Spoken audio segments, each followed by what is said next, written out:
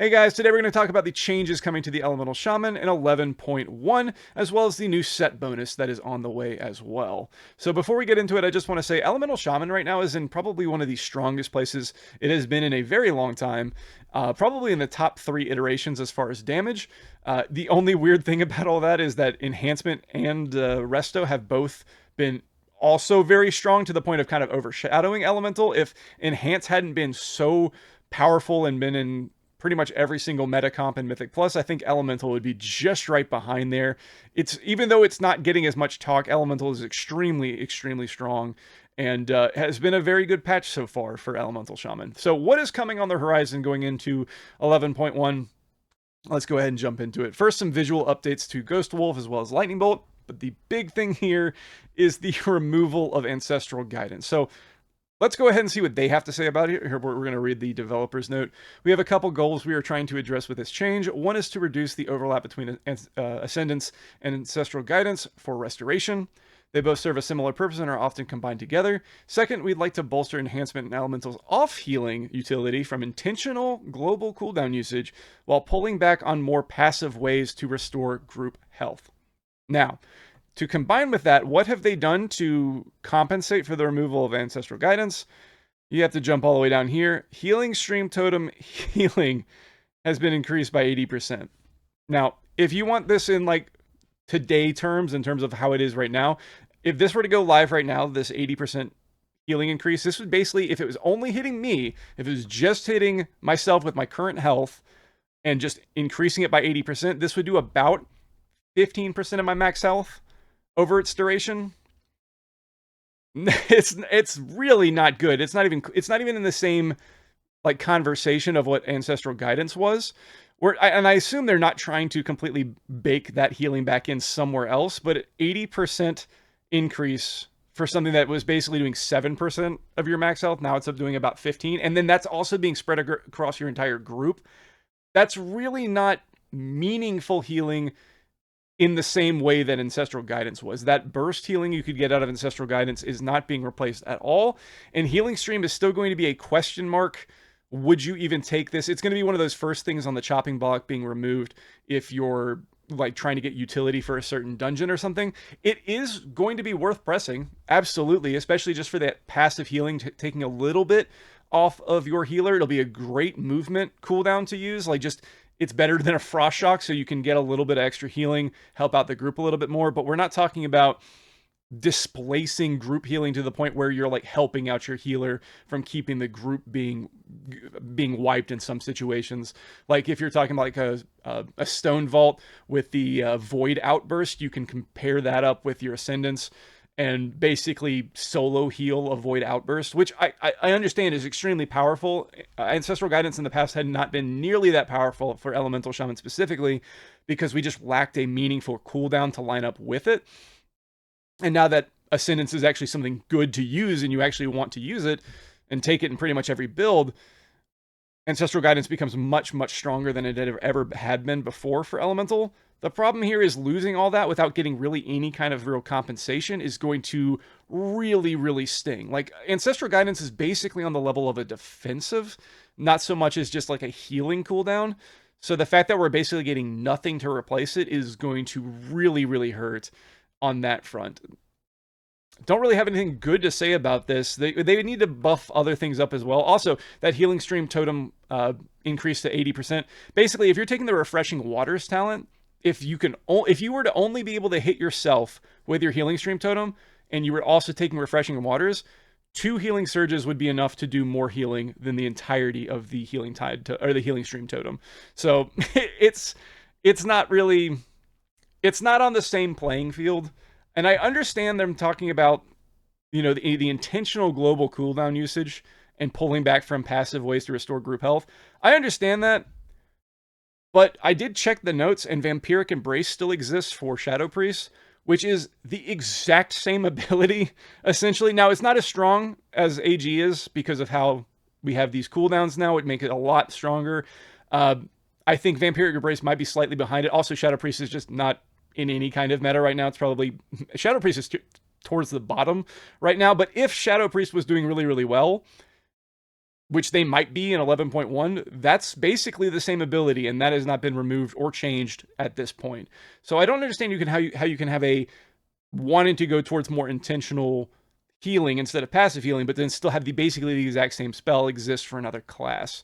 So, or for another spec. But that's just how it is. I don't know have anything really good to say about this. I can understand why they want to remove it, but I feel like we needed more compensation. If there had been more compensation, I wouldn't be as upset about it. But with basically no compensation, that does tend to sting just a bit. Anyway, we're going to move on from that. Deeply rooted elements is now a small % chance per maelstrom spent rather than being a flat chance per spender. Basically what this means is that Elemental Blast and Earthshock basically have will trigger the same amount of ascendances regardless of which one you're using. I think that's a fairly good change overall. I mean, that's definitely a better change than what it could have been, or just keeping it the same. So that's a good change. And here's another head scratcher. So Primordial Wave has been redesigned, now deals a high amount of damage to all targets affected by your Flame Shock. Developers note, Primordial Wave is a complicated spell to manage and get optimal use out of. We're adjusting it to be more of a big damage impact upon activating the ability rather than priming your next Lava Burst to hit many targets. Okay. For Enhancement Shaman, they're getting this too. For Enhancement Shaman, that's totally fine. That doesn't really affect anything at all, because all they're doing is putting Flame Shock up on the target. They hit their Lava Lash. All of their Flame Shocks are spread. Now they can hit Primordial Wave. Everything explodes. Cool stuff. Big damage. Looks nice, probably. End of story. For Elemental, it's a completely different situation. Primordial Wave was also a very vital way of how we spread our Flame Shock, because we just have so few ways to spread our Flame Shocks. If we were to take the same build we're using right now, the maximum amount of Flame Shocks we could get up, like in less than a 5-second window, would be 4. Now, if we changed our build and did not use Aftershock, if we use Surge of Power instead, we could get up to 5. We have a maximum of 6 that we can get up to. So what this means that in a AoE situation, and this might not be right, but if you wanted to get up to 6, you would have to Flame Shock a target, wait for that cooldown to be back up, and then another Flame Shock with Surge of Power, or the other vice versa, and then also a Liquid Magma Totem in there. So you'd probably have Flame Shock, Liquid Magma Totem, and then Flame Shock with Surge of Power, and that gets you to 6. But that's 3 globals plus the 6-second cooldown on Flame Shock. That's a lot more work than what we're having to do right now. The other way of getting all those Flame Shocks would be to trigger Ascendance in the middle of the pack, either through DRE or through just normal Ascendance, and actually have the Flame Shocks hit everything, which seems to be something that's hit or miss most of the time, and then trigger Primordial Wave. Man, I don't know about this. This is going to be way, way harder to deal with, because Elemental just simply doesn't have enough ways to spread Flame Shocks. I mean, the primary way we're probably going to have to do this is every 2 minutes we'll Liquid Magma Totem, Totemic Recall, Liquid Magma Totem, and then press Primordial Wave. But we only can do that once every 2 minutes. Outside of those 2-minute windows, all of a sudden spreading Flame Shocks is once again way more complicated than it had been, because they've taken away one of our ways of spreading our Flame Shocks. This is a really, really bad change for Ellie in terms of exactly what they said they're trying to fix. Complicated spell to manage. This makes it so much worse to manage for Elemental. Again, doesn't really affect Enhancement because they have much better ways of spreading Flame Shock. But for Ellie, we have so few ways to actually get our Flame Shocks out there. I think it'll probably end up being in a situation where you just take your losses and you just go with less Flame Shocks than what you have actual access to. So there's going to be a lot of times you activate it with 4 and 5, and I feel like 6 might be really rare, especially because of the fact that they've nerfed Surge of Power so many times that Surge of Power is pretty much only good as a Flame Shock spreader at the moment, unless something changes to that. So I don't even know if we'll be taking Surge of Power just for this one reason of spreading Flame Shocks, and like specifically a Mythic Plus situation. In single target, nothing will really be hugely affected by this. I think it'll be fine.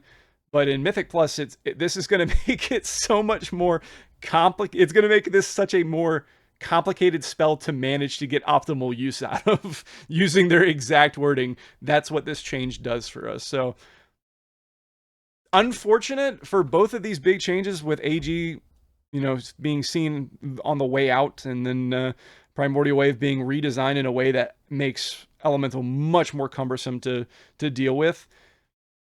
Wish I had better news. Again, I think with the AG thing, as much as I am on like a greed level, like mad that this is being removed, I'm kind of okay with the reasoning.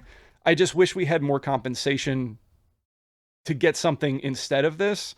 Just like, if you don't like this version of healing, fair enough, give us something else. It doesn't even have to be healing. It could just be defensive in some way. But yeah, this is almost more annoying than anything else. This will definitely affect our usefulness, and this is happening to all 3 specs of Shaman. But this one is going to be so annoying. But that's those are the big changes they've listed so far. Things are probably still in the works, so hopefully we can get some more feedback in there and let them know that this is really, really bad for Ellie, unless they give us more ways to spread flame shocks. But yeah, that's pretty much where we stand right now. So, moving over to the set bonus. So the new set bonus is they've got a theme around around gambling, I guess, which I think is interesting because it's in the goblin area. They're all about like money and stuff like that. So we're using jackpot as our catchphrase here. We've got there's other ones. There's like winning streak and jackpot and insurance, and there's one other one, but we'll just stick to what we have. So the 2 set bonus is your spells and abilities have a chance to hit a jackpot that summons a fire elemental for 8 seconds. Casting a sentence always hits a jackpot. Let's go ahead and read the 4 set before we dive into it. So when you summon or extend a fire elemental, your lightning bolt, chain lightning, and lava burst deal 10% increased damage for 8 seconds. All right, so we need to have a little bit more information before we can really dive into this, because we don't know if this means that we can, in our talents, take a lightning elemental, and then when you have your lightning elemental, you'll sometimes, or even when you don't have your lightning elemental, but you can still sometimes spawn a fire elemental. Or does this mean we have to be using fire elemental? Because then it also uses or extend your fire elemental. We don't have anything that just extends fire elemental right now, which makes me think that you have to take fire elemental, and then jackpot will extend the duration of that fire elemental if you already have one out, and additional jackpots continue to extend it. It would make more sense for you to have your primary fire elemental that you take with talents, and this would be just a separate one that you summon, and then that one can be extended. But just the wording and the fact that they even said extended at all, I mean, I guess they could be trying to avoid a situation where you get like 3 jackpots in a row and you have like 3 fire elementals out at a time. Maybe they couldn't figure out how to make that work. But this is starting to make me, the way I have read this makes me think that this only works with fire elemental, and I really hope that's not the case, because if it is, if this only works with fire elemental, there is a chance in Mythic Plus where we just don't use our tier set because this is so bad. I think that could easily happen because the haste from your lightning elemental is just that strong, especially when paired with Ascendance. I don't see a world where you would want to give that up just for what we're seeing here. 8 seconds of fire elemental, and then extending it, and then only getting 10% increased damage for 8 seconds after this. This is an extremely, extremely just low power tier set for both of these things. I like right now, I don't even know if you would, like, our current tier set isn't like insane or anything like that, but I can't imagine that if you have full mythic tier set that you're trading this out until you have it full mythic. Like, this seems very, very underpowered. But that being said, it really is also going to depend on how often you're triggering these jackpots. It doesn't say anything about what percentage chance this is. It could be one of those situations where you cast your fire elemental and you just keep extending it out, and you basically, as long as you're in combat, just have a permanent fire elemental, and then you're just like every now and then getting 10% increased damage for 8 seconds, or maybe even this is almost permanent, but 10% is really low for a set bonus like this. So and I will say all of these set bonuses are kind of like this. They seem all fairly underpowered. Nothing seems too crazy just from flicking through it fairly quickly. But ours is kind of boring. I don't know what else to say. These seem almost more uninspired as the ones that we got for season 1, which I thought were fairly boring on its own as well. So we'll see how it actually plays out. Again, the percentage chance for the jackpot to hit is going to make a big difference on how this actually feels, as well as if you can still use Lightning Elemental instead of Fire Elemental and still get the benefit of this. I kind of think it won't. I really do think it'll kind of lean towards you have to play Fire Elemental because they're trying to promote diversity in play, because we've been using Lightning Elemental since the beginning of the expansion so far. I think that's probably what they're going for here, but we'll have to see and just kind of see how it goes from there. But on the surface, I'm not too excited about this set bonus. It seems less interesting than the one we currently have. Possibly could have some interesting play in terms of Flame Shock being increased for AoE. Maybe just you're not having to worry about reapplying your Flame Shocks as much. Maybe that's where that helps with the Primordial Wave change. I don't know. Well, we need to see this like firsthand, but right now my initial impression is fairly negative on this, especially that 10% increased damage for 8 seconds on Lightning Bolt, Chain Lightning, and Lava Burst. Just not really doing it for me. Anyway, that's pretty much all the changes we've got right now. I really hope there's more iteration to come, and if there is, then I will make sure to update, and I'll have another video out on those changes. But until then, I hope you guys enjoyed the video. What are your thoughts on the Elemental Shaman changes? I can only imagine they're as negative as how I'm looking at it now, but let me know what you guys think. What do you think they should change? How would you like to see, what would you like to see as a replacement for Ancestral Guidance? And what can we do to convince Blizzard we need more Flame Shock spread? Like, what can we do to tell them it's just not working out? Anyway, guys, I hope you have a good evening, and I will see you guys in the next video.